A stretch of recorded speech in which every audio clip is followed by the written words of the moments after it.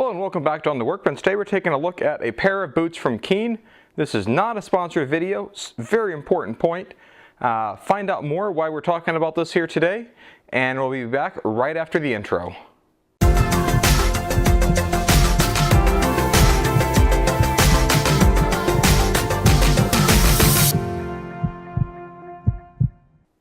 So the reason why I'm in the market for a new pair of work boots is has been my loyal pair of steel-toed work boots that I've had since about 2000, I want to say it's 2005 or 2006. I don't remember where I bought them. These are a Mac branded boots, like Mac truck brand. Obviously I think it's just a relabeled of some other brand. Now I don't wear steel-toed boots every day for what I do for my day job. I probably wear them once or twice a month, give or take. But when I do have to wear them, I'm usually having to walk a fair bit in them. And so these boots here have actually lasted quite a while, and I've had no problem with the stitching coming out on them other than replacing the laces a couple times. They performed well, but then the other day this happened and the boot basically fell apart. And so you can see inside of here there's a metal shank back here that provides some extra support. And these boots have obviously now seen far better days. So that happened to the right, and the one to the left is not that far behind. And so that put me in the market for needing a new pair of boots. And first thing I could tell, since these had lasted me so long, my first instinct was, can I just get another pair of the same thing here? Now it seems like with some looking I was doing, I could not, first of all, I couldn't remember where I bought these at. And number two, thanks to the power of the internet, I could not actually locate a dealer or anyone else. It appears like Mac truck branded wear is now only available in Australia. And I'm not sure who exactly built these, although I did find some used ones on eBay. Wasn't really wanting to buy someone else's used steel-toed boots. But these had worked great. Plenty of room for the toe. And just as important for me, the ability to put in a custom orthotic insert, also wonderful. And I more than got my money's worth out of these. And you can see the only part that really failed here was the sole falling off. And so after about 14 years worth of use, obviously intermittent in my case, I don't wear these daily, the stitching's all intact. I mean, the toe's all dinged up from working around. But the sole is what was triggering this here falling apart. But everything else held up great, comfortable, and overall good boots. These are made in China, were made in China, and checked in at a size 10. And so with that, I obviously can't actually safely work like that, so I have to get new boots. That's just what needs to be done. And so these have to get retired. And so then that put me obviously in the market for a new pair of boots. And if I can't get Mac boots, or it's the same, well then the slate was clean. So then my thought process turned to these. Well, these aren't exactly steel-toed boots, but these are some Keen casual shoes that I picked up. I think I got them back in December. And these have been really comfortable and have turned into almost as daily wear casual shoes for me. I wasn't really expecting this. These I paid, I don't know, 120 bucks give or take for this pair of shoes. They've been really comfortable. The grip's been very good. They're just comfortable, and I can go all day in them. When I get home from work, I don't feel like I need to just take these off as the first thing. I can wear them with khakis and a collared shirt. I can even dress them up with the right pair of pants and outfit with a tie and be fine. And so these were Keens, and I thought, well, this is interesting because one of the things with Keens is they're known for their asymmetric toe. And since these are so comfortable, I thought if I need new work boots, maybe I should give Keen a chance. And so that opened Pandora's box here of going, all right, well, let's check out what I can get from Keen. So here's the assortment of boots we're going to be looking at today for our evaluation. We've got a 10.5 in a Pittsburgh, we've got a 10.5 in a Mount Vernon, and a size 10 also in the Mount Vernon. And so I've had some problems with fitments with these Mount Vernon boots. And so this has come down to my final three choices for what I'm going to go with. And so in the words of the Speaker of the House of Commons in the UK, I believe we have a division of assembly. The question is as on the order paper. As many as have that opinion say aye. Aye! Of the country now? No! Division! Clear the lobby! I went down to my local Keen store where I got the shoes, and unfortunately, in the steel-toed variety, the local retailer there did not have a full selection of the Keen product line in all sizes in steel toe. Now I get it, I understand it would be expensive and it might be a little crazy to pull that off. And so what they had in stock, and first of all, I think the salesperson that helped me tried to insist I was a size 11 when he measured me. I think the guy was inexperienced and untrained. So your mileage may vary based on salespeople at various shoe stores. I'm not going to name that shoe store here. He kept insisting I was an 11. I've always worn either a 10 or a 10.5. And so in the store, I was able to get these. These are Mount Vernons in steel toe. There is two of the variants of this Mount Vernon. There's also a variant that has a metatarsal guard that helps to protect the laces and hides the laces and protects the upper foot from any impacts up there. Importantly, these are made in the USA, or maybe I should really say American built to follow the Keen language. I believe there's still global components of them. And so in the store, I got a chance to try these on in a size 10. The guy kept insisting I was an 11. You know, in the other pair of shoes that I had that was Keen, for these, I checked in at a 10.5 and have been loving these at a 10.5. And so my local store did not have these in a 10.5. And so I thought, okay, well, the internet's a thing. I can get these in a 10.5, and we'll see how that goes. And so I did that. And so I got these in a 10.5, except for the 10.5 just didn't feel right. It felt wide on my foot. It felt uncomfortable. And when I laced it up, I was pulling the laces tighter than I'd wanted them to.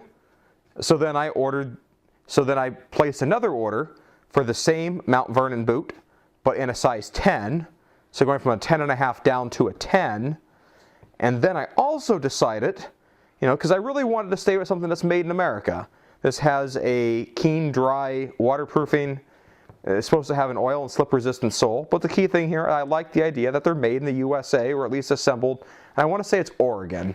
And if we look at the tag on the inside here, if we can see this here on camera,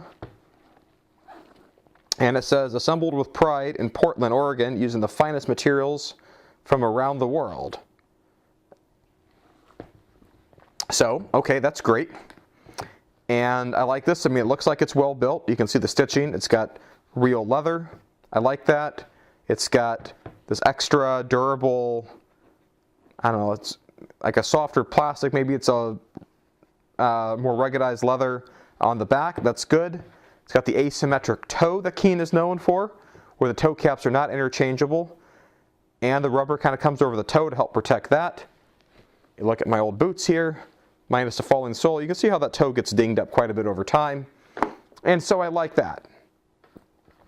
But in a size 10.5, these were just running a little too wide. So I ordered these in a 10, going down a size to see what I thought.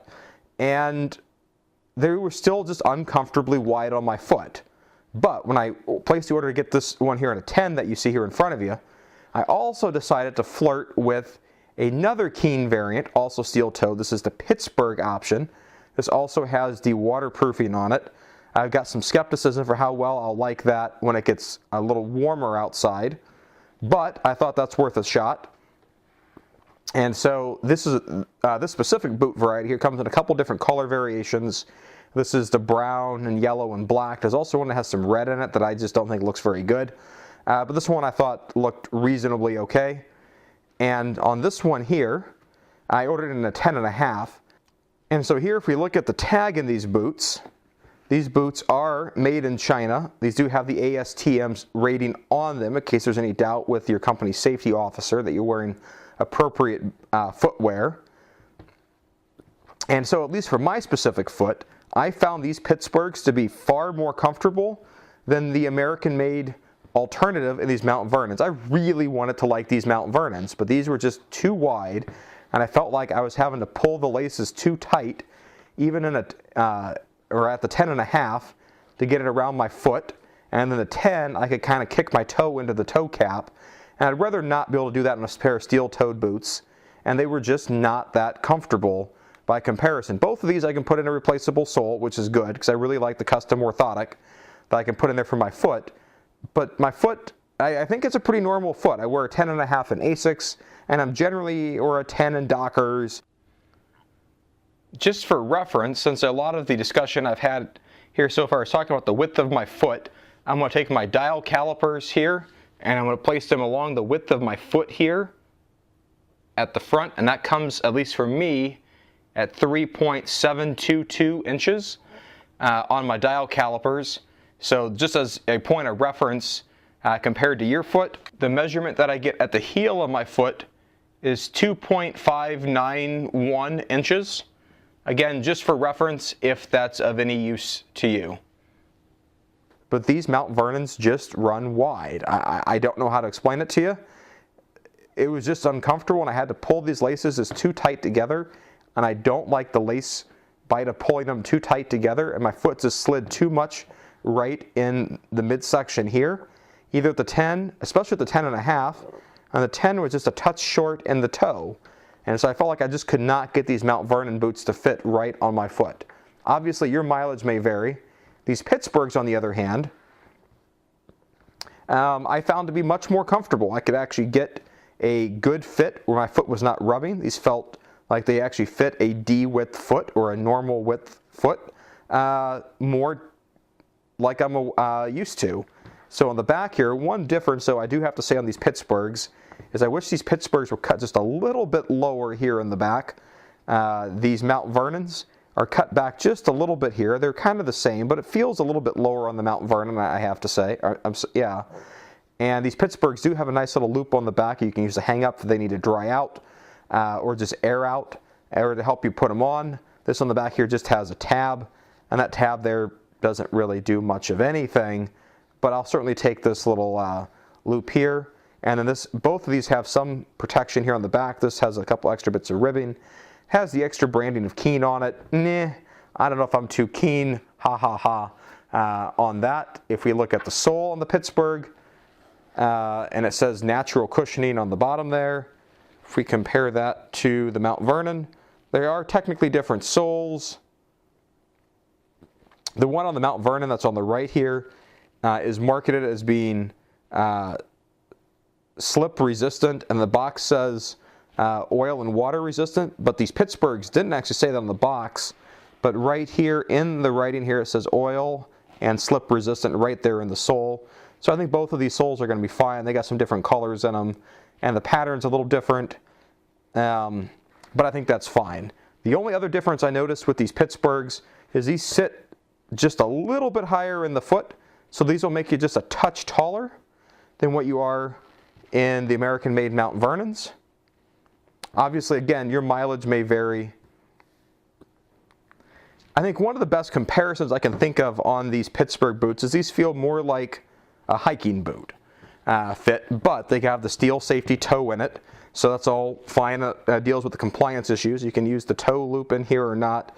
It's got two quick loops here you can use to loop it around, and this comes with some nice size corded laces, and then all these grommets here are on top, and I think the fact that how these are placed as well as the fabric in between here just helps to provide maybe a little more comfortable fit for me. Now this tongue here is stitched in all the way up here to the top, so it's not nearly as loose as the tongue that you would find on some other boots. So this Mount Vernon tongue here is cut much lower. So if we want to compare the 10 to the 10.5 in the Mount Vernons, you can see that the 10.5 here is on the left, and it's just a touch longer in terms of it looking wider on the sole. These soles are the exact same in terms of width when I put them side by side. And so I think that's going to be the source of my problems. These American-made ones here just seem slightly wider. I can't put my finger on it. And so the difference between a 10 and 10.5, they seem to have the same width. Now if we take the 10.5 here and then compare the 10.5 in the Pittsburgh, and we look at the soles, the Pittsburgh sole is just a touch narrower here. Maybe you can see that right there. Not by much, and I don't think it's going to impact stability by any significant margin. And the toes seem like they're about the same. Obviously these are opposite feet, but they, at least from here on the table, they look about the same, but their fit is certainly not the same. Now let's look at how much these boots weigh. We'll start with the American-built Mount Vernon. We'll put those on our scale, and that's checking in for one boot at a size 10.5. To try to compare apples to apples is 1.819 pounds, 1.819. And now the Pittsburgh, 2.052. So the Pittsburgh is coming in at a heavier weight compared to the same size Keen, even though I think the 10.5 in the Pittsburgh fits far better than the 10.5 in the Mount Vernon. And then now let's look at the 10 in the Pittsburgh. I'm sorry, the 10 in the Mount Vernon. So this is down a half size. Dropping down that half size drops that to 1.741 pounds. Obviously there may be some variances, but this does still have the stock insole in it. There's been no changes to that. And so that's just a quick look at that. So it looks like with these Pittsburghs, you are actually getting a heavier weight boot. If that's a concern for you, obviously take that into account. And so now for my final verdict on these Keen boots. I've tried and I've tried to figure out how I could justify these American-made boots fitting me the way I want them to fit me, but I just can't. Unfortunately, at the end of the day, I'm going to be sticking with the foreign-made Keens. Now, if they could make these in the U.S., that'd make me feel better. But at least I'm supporting a company that is investing in the U.S. I just wish I was able to actually justify buying their American-made alternatives, but at the end of the day, I need to do what's right for my feet and what's comfortable for me, because if my feet aren't happy and comfortable, then I'm not going to be happy and comfortable, and I think most people are the same way. And so after this division of assembly of what to do with the footwear, I think in the words of John Burkow, we can now say unlock. The Pittsburghs have it, the Pittsburghs have it. So the no's have it, the no's have it. Unlock! So if you found this video useful or interesting, please click the thumbs up below, and I look forward to seeing you back here on a future video. Thanks. Bye.